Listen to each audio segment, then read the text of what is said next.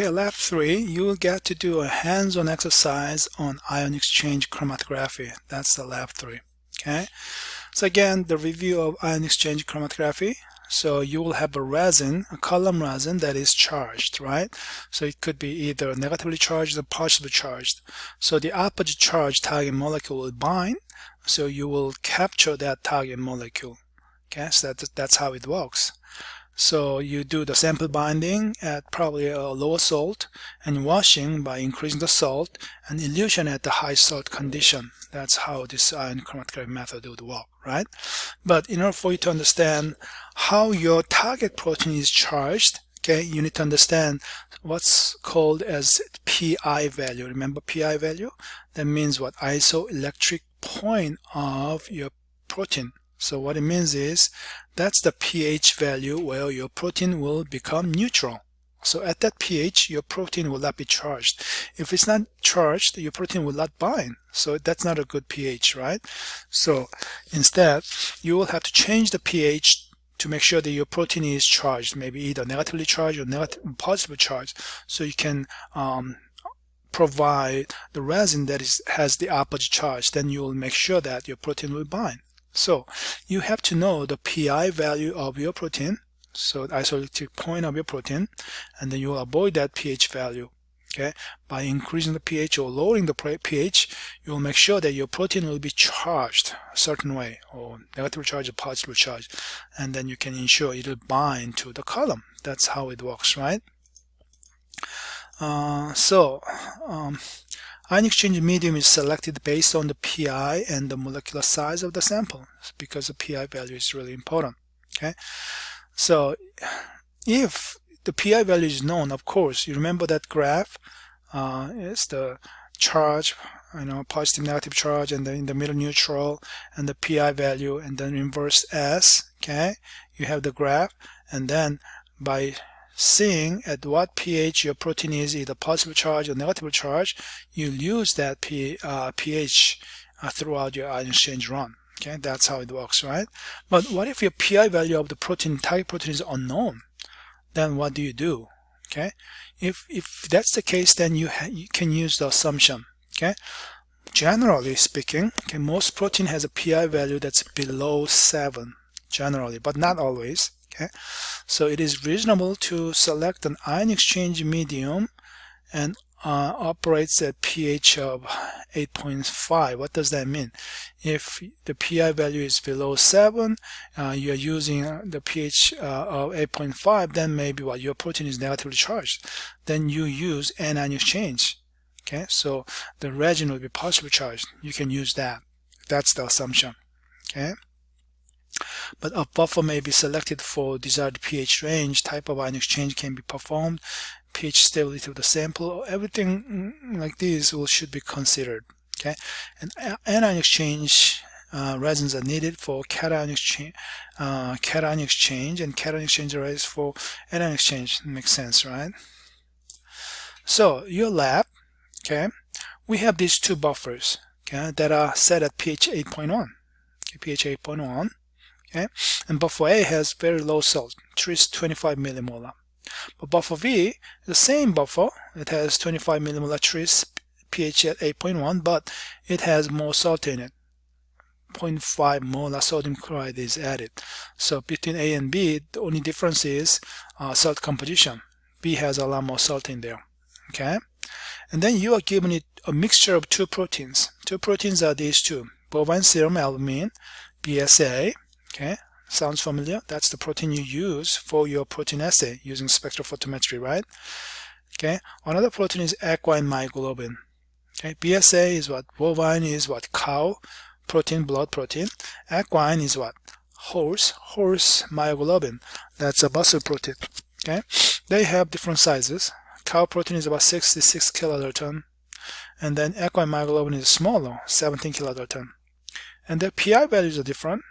BSA, PI value of 4.9. Equine myoglobin, PI value of 6.8.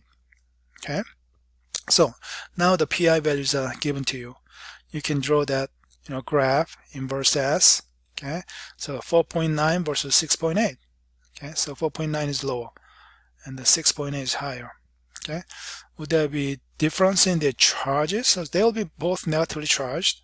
Of course, the pH 8.1 is here, negatively charged, but which one will be more strongly negatively charged? You have to think about it and develop your hypothesis based on that. Okay, so they will be both negatively charged, but I bet BS will be more strongly negatively charged because its pI value is lower, meaning its pI value is much farther away than pH 8.1. Okay, pI value 6.1, yeah, still it's negatively charged, but it's closer to 8.1. So although it's negatively charged, it's less negatively charged. So this will be negatively charged but weakly. This will be negatively charged but strongly negatively charged. So in terms of their binding strength, that one is binding to the probably anion resin exchange chromatography cation resin, but compared to this, it's weaker. This one will be strongly bound. So that will be the hypothesis, right? And using that, you're going to use a column resin called high Q. Okay, high Q is a strong anion exchanger chromatography. Okay, so high Q. So the chromatography system, in the lab I have to show you what it looks like, but there's a peristaltic pump that will generate the continuous flow of the buffer. There should be two buffer bottles that will give constant feed of the buffer, so the binding buffer and then elution buffer. And the mixer will generate a mixture of buffer A and B together during the washing.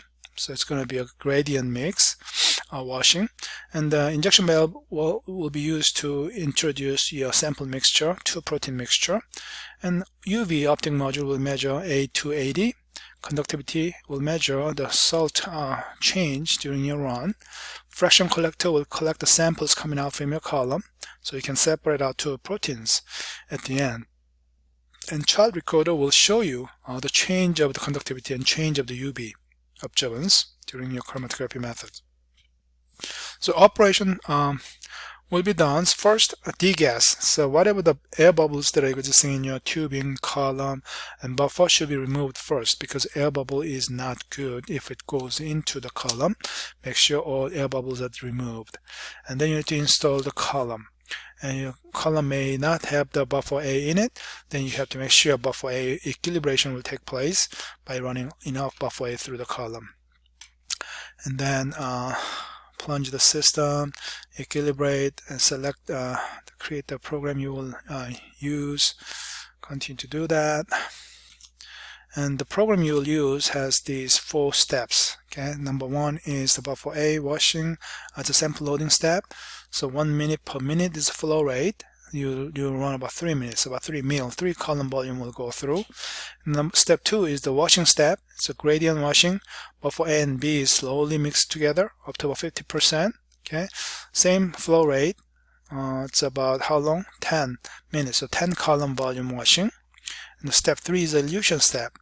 So same flow rate, about 10 minutes, about 10 column volume buffer B only. That's the elution step. And step 4 is the column re-equilibration. So buffer A on again. Okay, so that's the program, how it's set up. And you will do sample loading. 2 milliliter of 2 protein mixture will be loaded to your column through the sample injection loop. I'll have to show you where that is, how you're going to load up. You're going to use a syringe to load your sample. Okay, and then you will have to rotate your sample injector valve from the left to the right, and then you start the program, and after sample is loaded, and you're going to move it back to the right. So that should be done, and then start the method, and then run, and after it's you have to engage the sample collector during your run. Okay, and sample will be collected automatically through the sample collector. Okay, so you will capture a number of different fractions at the end, and your goal is to separate out 2 proteins based on their pI value differences during using your anion exchange chromatography. At the end, you will do a protein assay by taking 20 microliter volume of your fraction, the fractions which may contain your 2 separated proteins. Okay, mix them with the 780 microliter of water, and then add 200 microliter bioread assay, just like the method you did before. And so it's a 20 to 100, so it's a 1 to it's a 50, 1 to 50 dilution. Okay, anyway, so you do the spec reading at 595. Okay, and then get the calculation done. So the slope is given to you, so multiply OD reading and add by 21.3. Let's go to the microgram per mil concentration. Okay, so these samples will be used for the next lab, which you will analyze the fractions using SDS page. So there's going to be a continuous lab after this. So you're going to freeze the fractions that will contain 2 separate proteins in a freezer until the next lab. So that's how it works. So it's a kind of very short explanation, but a more in-depth explanation I'll provide during the lab. Okay, thank you.